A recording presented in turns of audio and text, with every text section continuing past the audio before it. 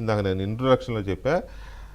Next తీసుకుంటా, అది కూడా తీసుకుంటా. పట్టాభి గారు, ఇప్పుడు ఈ ఈ ఇన్వెస్టిగేషన్లో కేఎన్ఆర్ లేకపోతే కేఎన్ఆర్ చుట్టూ ఇంకొక 6 గ్రహాలు 7 గ్రహాలు లేకపోతే అంతకుముందు వచ్చిన పెద్ద గ్రహాలు, ఇంకా చాలా పెద్ద గ్రహాలు, ఇంకా చిన్న గ్రహాలు, మధ్యస్థ గ్రహాలు, ఇవన్నీ ఉన్నాయి.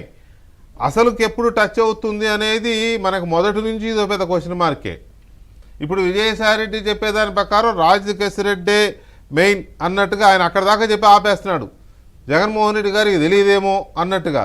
ఇది చాలా ప్లాంటెడ్గా జరుగుతుందా అనేది ఒకటి ఉంది చాలామందికి డౌట్. ఇప్పుడు మరి కేఎన్ఆర్ దాకా వెళ్ళిందంటే కేఎన్ఆర్ సదలుగా తెలియకుండా జగన్కి తెలియకుండా జరుగుతాయా సార్? ఖచ్చితంగా ఈ లిక్కర్ స్కామ్ లో ప్రథమ ముద్దాయి గొడ్డలి పార్టీ అధ్యక్షుడు వైఎస్ జగన్మోహన్ రెడ్డి. దానిలో I don't have to mince words. ఇవాళ గొడ్డలి పార్టీ అధ్యక్షుడు చుట్టూ ఉన్నటువంటి వ్యక్తులు, ఇందాక శ్రీనివాస్ గారు బాగా చెప్పారు, చదరంగం ఆటలో రాజు చుట్టూ ఉన్నటువంటి ముందు అన్ని వికెట్లు పడిపోయిన తర్వాత చెక్మేట్. ఇంకా చెక్మేట్ అతి త్వరలోనే ఉంటుంది. ఇదేదో ఒక పిఏతోనో ఇంకొకరితో ఆగిపోయేటటువంటి దర్యాప్తు కాదు.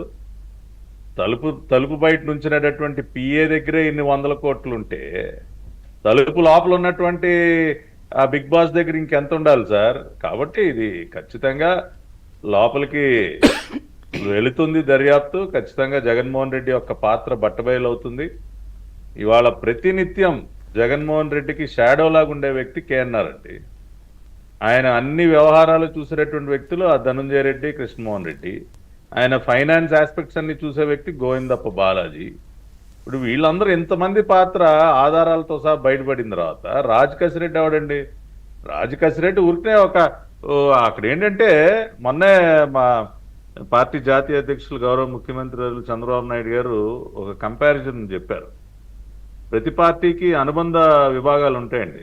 ఇప్పుడు మా పార్టీలో తెలుగు యువత, తెలుగు మహిళ, బీసీసీఎల్, ఎస్సీసీఎల్ ఇట్లా. అలాగే గొడ్డల పార్టీలో కూడా అనుబంధ విభాగాలు ఉన్నాయి.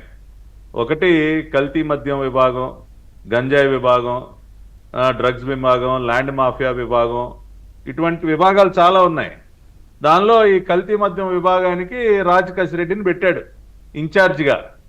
అరే బాబు చూసుకో, ఇవన్నీ చాలా వర్టికల్స్ ఉన్నాయి కదా, చాలా వ్యాపారాలు ఉన్నాయి మనకి, వీటన్నిటికీ ఒక్కొక్కరిని పెట్టాడు ఈ గొడ్డల పార్టీ అధ్యక్షుడు. ఇట్లా రాజకేశ్వరరెడ్డి కేవలం ఒక మేనేజర్ మాత్రమే, అంతేగాని అతనే ఇంకా అతని దాటి ఇంకెవరు లేరంటే మరి తాడేపల్లి ప్యాలెస్ లో ఉన్నటువంటి ప్రతి ఒక్కడికి ఎందుకు అంటుతుందండి ఆ బురద? ప్రతి ఒక్కడు ఎగబడ్డాడు. ఈ సొమ్ములు, ఈ పాపపు సొమ్ము ప్రజల ప్రాణాలతో చెలగాటం ఆడి వారి రక్తం అంటినటువంటి ఈ సొమ్ము ఎంతమంది ప్రాణాలు బలిగొన్నారు సార్? ఆ సొమ్ము మీద ప్రతి ఒక్కడు ఎగబడిపోయాడు అనమాట. నాకు కావాలి. దీంతో పాటు ఈ వైసీపీ ఎమ్మెల్యే చేసిన ల్యాండ్ స్కామ్ చాలా చేశారు. వైసీపీ నాయకులు ఏపీలో చేశారు, చాలా చోట్ల చేశారు. 1000 కోట్ల స్కామ్ తెలంగాణలో చేశాడు, పరారీలో ఉన్నాడు. ఇది తవ్వుతుంటే అక్కడ వాళ్ళు బాధితులు బయటకు వచ్చి అక్కడ మా ల్యాండ్స్ లాక్కున్నారని వినుకొండ ప్రాంతంలో వాళ్ళు వచ్చి ప్రెస్ మీట్లు పెడుతున్నారు.